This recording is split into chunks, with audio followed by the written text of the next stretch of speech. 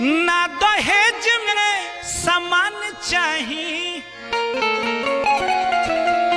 ना ही पाका के मकान चाहिए। ना दहेज में सामान चाहिए, ना ही पाका के मकान चाहिए।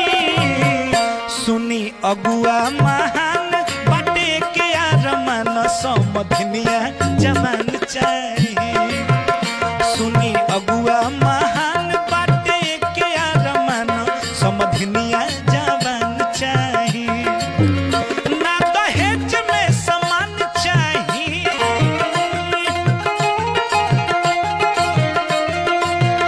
ना ही पाका के मकान चाहिए।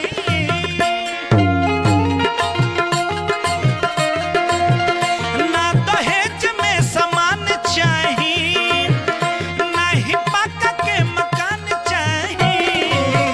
सुनी अगुआ महान बाटे के आरमान समधनिया जवान चाहिए। सुनी अगुआ महान बाटे के आरमान समधनिया जवान चाहिए।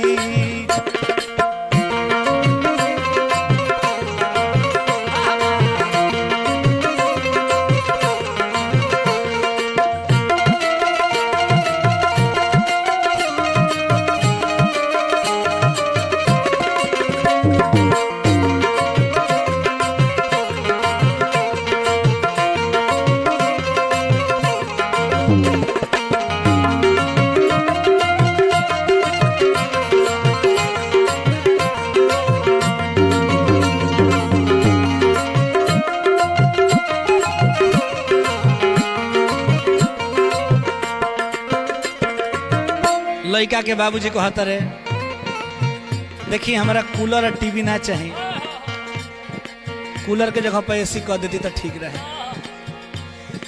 लड़का के बाबूजी को कहता रहे, ना चाहिए कूलर आ ना चाहिए टीवी, पढ़ल लिखल चाहिए हमारा बबुआ के बीबी।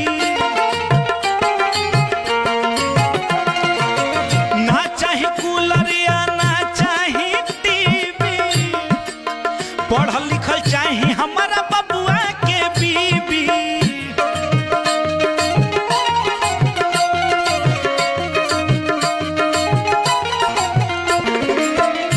उनकर रूपवान चाहिए, उनकर गुण गुणवान चाहिए। सुनी अगुआ महान बटे के आरमान समधनिया जवान चाहिए। ओ सुनी अगुआ महान बाटे के आरमान समधनिया जवान चाहिए।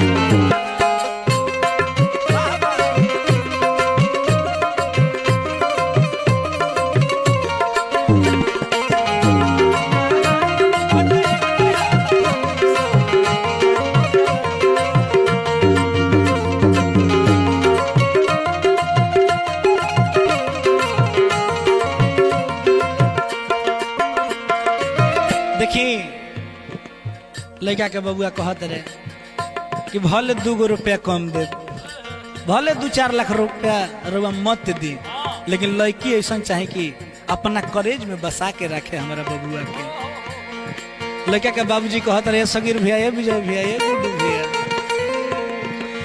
भले 2 रुपया न मिले दहेज में, बाकी मोर बबुआ के राखी कॉलेज में।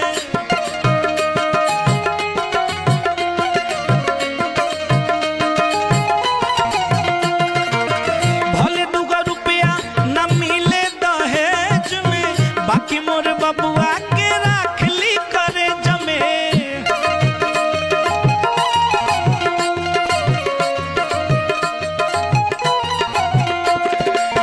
और का कहते रहे लड़की वाला पार्टी से ई लाइन तनी बहुत अच्छा बा। निमन कुल खानदान चाही,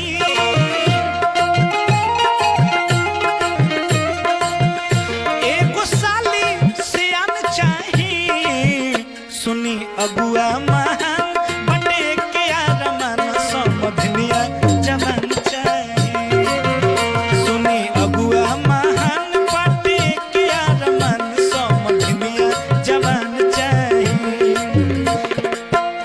ना दहेज में सामान चाही, ना ही पक्का के मकान चाही, सुनी अगुआ महान बटे के आरमान समधनिया जवान चाही, सुनी अगुआ महान बटे के आरमान समधनिया जवान चाही, सुनी अगुआ महान बटे के आरमान समधनिया जवान चाही, हो सुनी अगुआ महान बटे के आरमान समधनिया जवान चाही, हो सुनी अगुआ महान बटे के आरमान समधनिया जवान चाही। अगर जवान ना रही तो शादी ना हुई।